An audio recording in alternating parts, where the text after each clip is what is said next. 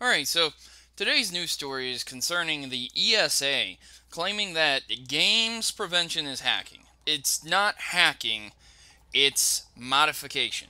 There's a law and a clause and all kinds of that stuff that always seems to happen to screw us gamers over, or just in general people.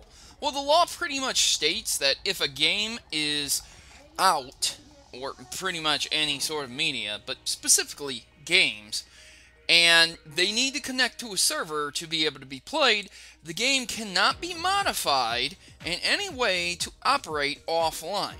So, why is this important? Well, basically, the ESA kind of says that anyone who modifies or has backups of games and things of that nature, like MAME, the arcade emulator online, if they have them on their computer, they're hacking. Quote unquote. I'm dead serious. You can't make this up, guys. So my news stories come from fellow YouTubers. Believe it or not, Alpha Omega Sin and several other YouTubers have picked up on this, like Richard from VTech USA, and there's several news stories in the media outlet. So this story is actually everywhere. To say the least, there are a lot of people who are upset when an organization like this makes a bold statement saying that it's hacking.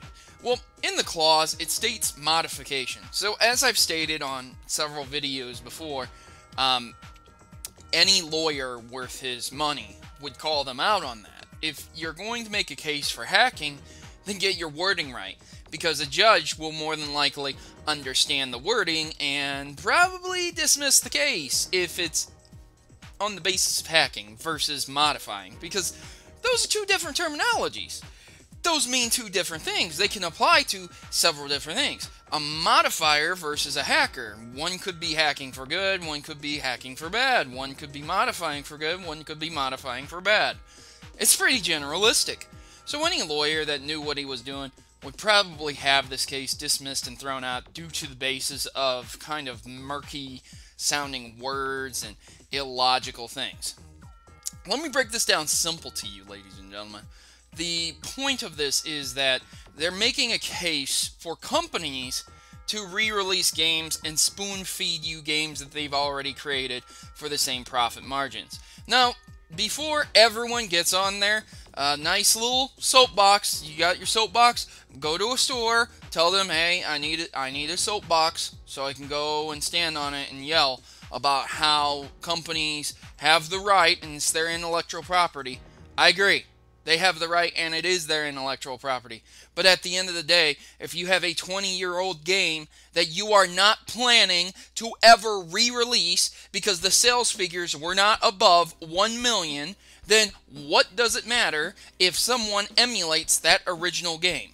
See, the problem therein lies in the fact that some companies just don't give a crap. If you want to emulate, if you want to download their game illegally, they don't care. Take, for example, Hotline Miami 2. Wrong number. They encourage Australians to pirate their game because it was banned in Australia. Hence, not caring if they don't get a slice of the profits. Those in Australia would have to find a way around that system to get that game. And, well, hey, by the way, that would translate to a little bit more money for the developers, but they'd rather have them play the game than not. See, that's what a lot of developers are. But with the rise of Steam and the Wii U shop where you can emulate games, this gives gateways to these companies re-releasing their old games without even doing anything to them. In some cases, the games still have the same glitches they had before, they just look slightly better. And in some cases, they don't. They are just a direct port. For example, Fable Anniversary had the same exact glitches it had in the original Xbox. Albeit cleaned up a bit, it still had the glitches. Same with Halo CE re-released. It still had the glitches. It's not like these games are being completely revamped and changed. They're just being ported and sold to you at a higher price. So while I agree with several of these YouTube personalities, and while I agree with many of these news outlets, it's nice that these things have arisen and people can play these games. The problem is that many of the companies, as I stated before, will not port the lesser successful games. Meaning, there is no way in hell you'll ever be able to play those games. You can head over to websites like Good Old Games, where they do have a way that you can pay for the game and you can play it, but some of the old games are still very, very expensive. I know when I went to pick up Might and Magic, a game that I wanted, Might and Magic 7, 6, 8, and 9, the package was about $25, and while that is substantially less than what they used to go for, it's still a big chunk of change. $25 is a good amount today. You could get quite a few games on Steam. Games that are not re-released or ported. And yeah, it sucks, man. Alpha Omega Sin made a good argument, stating that it's like if you would have the rights to art that is being displayed at a museum, and you grabbed it and you took it and you put it in a safe and locked it away at a bank. A lot of people would probably be upset and bummed out that they can't see that art. And yes, while you're well within your legal rights, that still makes you a pretty big douchebag, okay? You're not doing the world a service. And video games are considered art.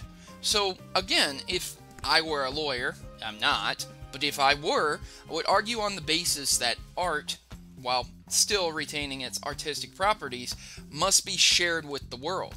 We need to archive our history. We don't need to hide from it, and the shame and things like that.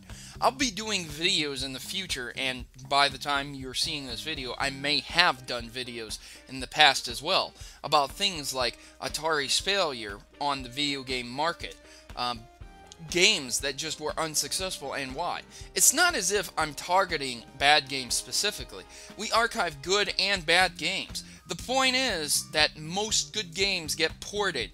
They get emphasized. How old is Final Fantasy VII and how many ports has it had? I think almost every Sony game system since the release of the PlayStation 1 has featured some sort of port of Final Fantasy VII in some way, shape, or form. Maybe the PS2 didn't, but the PS2 was backwards compatible, so it could play the Final Fantasy VII disc anyways. Oh, guys. A lot of people are telling you to tweet the ESA. Please, make sure to get their name right. Don't tweet any scientific program or things like that, because that's what first comes up when you check on Twitter. So if you want to respond to what they're saying, go ahead and tweet them, but look up their name. They're not any science organization that likes to go into space and study science. They work with electronics. They don't go on space travel. So having said that, guys, if you need more information, Google is your friend. As I always say, I'm not gonna spoon feed you the information that you need. I'm not your dad, and you're not a baby sitting in a high chair, okay? You're big adults. This is a big world. You need to use Google to your advantage. Look up this information if you don't believe me. Look up other YouTubers, look up other news articles, and cross-check the information and see what exactly is going on and what's said. That's what I always do when I bring news stories, and I try to give a decent amount of information without shoving my opinion down your throat. I've been your host, Protomario, and leave me a comment in the section below. This has a lot to do with more arcade things, where the arcade cabinets aren't around anymore, and they just didn't port the games, and that's a shame. For years, decades even, when the X-Men game from the arcades and the Simpsons arcade game were out in the arcades, there was no other way to play them other than MAME emulation or on the arcades. And it was very difficult to get the emulation to work perfectly also, at times, configuring things and trying to set up multiple control setups. Now that it's ported to the Xbox, it's much simpler and easier. But, without that, there would be no way to enjoy that game. Other games have the same issue. Turtles in Time, it was ported to the SNES, but there's no original arcade version that's out there to be enjoyed by people anymore. And it's a shame that those arcade games are not available and not being ported, and people will not be able to see this history archived. It's just like losing a piece of history just because somebody wants to make money. So I've been your host, Protomario, and I'm signing out. And I hope you found this video informative and interesting at the very least. And now, the important decision of joining the Maverick Rebellion. We are a tight group of individuals who rebel against stereotypes and greater evils that are commonly accepted. ISPs, children being conned out of games, sexism in video games. Enough is enough, and the Mavericks have had it. If you choose to subscribe or stay subscribed, you are joining the fight against injustice by watching my numerous video topics, from net neutrality to publishers covering up botched releases. The Mavericks are always informed on the issues plaguing your gaming experience today. So don't be left out in the cold, and don't let those people keep you down. Join the Maverick Rebellion today and become a member of the community that will listen and engage with you. What are you waiting for? Just click subscribe and you'll be in good company. Mavericks unite!